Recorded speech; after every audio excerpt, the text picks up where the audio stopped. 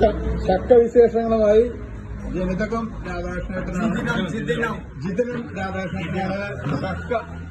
ചക്കനെ കുറിച്ചിട്ടൊക്കെ ഒന്ന് നമ്മളെ ആളുകൾക്കൊന്ന് പരിചയപ്പെടുത്താൻ.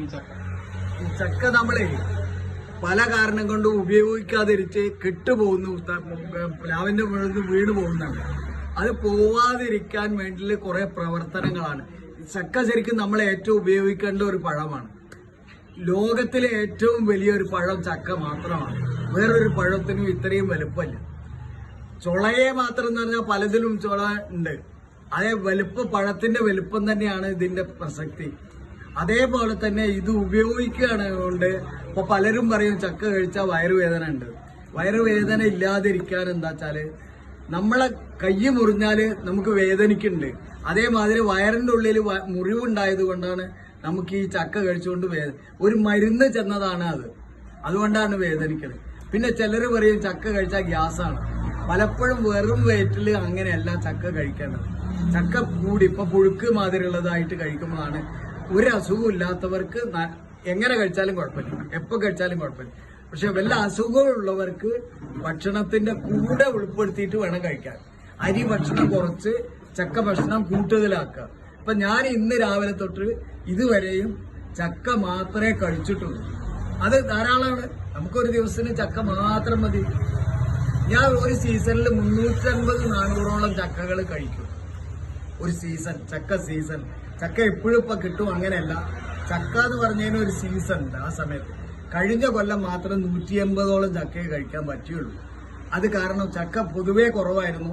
അതേ കാരണം കൊണ്ട് തന്നെ കഴിഞ്ഞ കൊല്ലം പ്രദർശനം ഉണ്ടായില്ല. ഇത് 8ാമത്തെ വർഷമാണ് ചെയ്യണത്. അല്ല, 8ാമത്തെ പ്രാവശ്യത്തെയാണ്. കഴിഞ്ഞ വർഷം കൂട്ടി 9 പ്രാവശ്യം ആവണമായിരുന്നു. പക്ഷെ അത് നടക്കാൻ അന്ന് ചക്ക കുറവായതുകൊണ്ട് നടക്കാൻ പറ്റും. ഇക്കൊല്ലം എന്തായാലും നടത്തണം എന്ന് പല സ്ഥലത്തും കോർപ്പറേറ്റ് ചേർന്നു.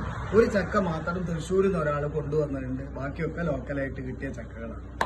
അപ്പൊ അതുകൊണ്ട് ചക്ക എന്താ വെച്ചാൽ എന്നും നമ്മൾ ഉള്ള കാലത്ത്, അല്ലെങ്കിൽ നമ്മളെപ്പോഴും കിട്ടുന്ന പഴങ്ങൾ അതിന്റെ കാലത്ത് മാത്രമേ കഴിക്കാൻ പാടുള്ളൂ. ആപ്പിൾ ഇല്ലാത്ത കാലത്ത് ആപ്പിൾ പിന്നെ 400 രൂപയ്ക്ക് വാങ്ങി കഴിച്ചു പറഞ്ഞാൽ വലിയ ഗമയല്ല. ആപ്പിള് സുലഭമായി ഉള്ളപ്പോഴാണ് ആപ്പിള് കഴിക്കുന്നത്. ഓരോ ഫലങ്ങളും അങ്ങനെ ആ സമയത്തെ കഴിക്കാൻ പാടുള്ളൂ. അല്ലാതെ ഒരിക്കലും നമ്മൾ എവിടെയെങ്കിലും ചെന്ന് ഞാൻ അത് കഴിച്ചു പോകും ഭയങ്കര ഇത്ര വില കൊടുക്കും. അത് അതിന്റെ മഹിമയല്ല, അതിന്റെ ഗുണവുമല്ല ചെയ്യുക, ഉപദ്രവം ചെയ്യും. അത് ഈ പറഞ്ഞ മാതിരി ചിലപ്പോൾ വയറുവേദനയൊക്കെ ഉണ്ടാവാനും സാധ്യത ഇല്ലാത്ത സമയത്ത്. ഇപ്പൊ നമ്മള് ബാംഗ്ലൂരൊക്കെ ചെന്നാൽ എപ്പോഴും ചക്ക കിട്ടും. ഒരു ചുളയ്ക്ക് 10 രൂപയും 20 രൂപയും വരെ ചക്കയ്ക്കുണ്ട്. ഒരു ചക്കച്ചുളയ്ക്ക് ബാംഗ്ലൂർ കൊണ്ടുപോയാൽ. ഞാൻ അവിടുന്ന് പിന്നെ ഷോപ്പിംഗ് മാളിൽ നിന്ന് വാങ്ങിയിട്ടുണ്ട്. 188 രൂപയ്ക്ക് ഒരു ചക്ക വാങ്ങിയിട്ടുണ്ട്. കാരണം അവിടുത്തെ ചക്കയുടെ വിവരങ്ങളും ടേസ്റ്റും അറിയാൻ വേണ്ടിയിട്ടാണ്. അത് ഞാൻ എവിടെങ്കിലും ചെല്ലുമ്പോൾ ഇതേമാതിരി ഫലങ്ങള് ഓരോ സ്ഥലത്തും ചെല്ലുമ്പോൾ അവിടുത്തെ ഡിഫറന്റ് ആയ കാര്യങ്ങൾ അനുഭവിക്കാറുണ്ട്. അങ്ങനെയാണ് ഈ ചക്കയുടെ മഹാത്മ്യം ഞാൻ ശരിക്കും മനസ്സിലാവുന്നത്. ജനങ്ങളിലേക്ക് എത്തിക്കാൻ ഒരു യുദ്ധം ചെയ്യാൻ ഇറങ്ങുന്നത്. ചിലപ്പോ ഞാൻ ഒറ്റയ്ക്കാവും, ചിലപ്പോ കൂട്ടം ആൾക്കാരുണ്ടാവും. അങ്ങനെ അങ്ങനെയല്ല, ചക്കകള് ആണും പെണ്ണും ഉണ്ട്. 2 തരം ചക്കകള്, പഴഞ്ചക്കയും വരിക്കച്ചക്കയാണ്.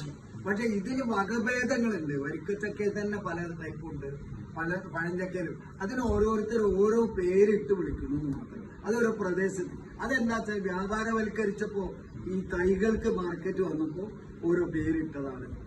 പിന്നെ ഇതെല്ലാം ബഡ് ചെയ്ത് വേറെ ഉണ്ടാക്കുന്നു, വേറൊരു സ്വഭാവമുള്ള ചക്ക ഉണ്ടാക്കും. അപ്പൊ അതുകൊണ്ട് ടേസ്റ്റിലൊക്കെ മാറ്റവും വരും. ഓരോ ഒന്ന് അങ്ങോട്ടും കൂടെ മിക്സ് ചെയ്ത് ബഡ് ചെയ്താൽ മതി. അപ്പൊ ആ ചക്ക വേറെ ടൈപ്പാ ചക്ക. പിന്നെ മണ്ണിനനുസരിച്ച് പ്ലാവ് നട്ടാല് പഴഞ്ചക്ക ചിലപ്പോൾ വരിക്കച്ചക്കയാവും. പഴംപ്ലാവിന്റെ ഇത് നട്ടാല് വരിക്ക പ്ലാവാകും. മണ്ണ് നല്ലൊരു അവിഭാജ്യ ഘടകമാണ്. അതാണ് ഇതിന്റെ ചക്കയുടെയും പ്ലാവിന്റെയും കാര്യം. ഇതെന്താ ചക്കക്കൂട്ടാന്? ചക്കക്കൂട്ടാനുണ്ട്. ചക്ക അട. ഇത് ചക്കക്കുരു ഉപ്പേരി വെച്ചത്. ചക്കച്ചട സൂപ്പർ. പിന്നെന്താണ് വിഭവം? ഇതെന്താണ് സാധനം? ചക്കപ്പുഴുക്ക്. സൂപ്പർ. ഇത് വേറെ ടൈപ്പ് ചക്കപ്പുഴുക്ക്.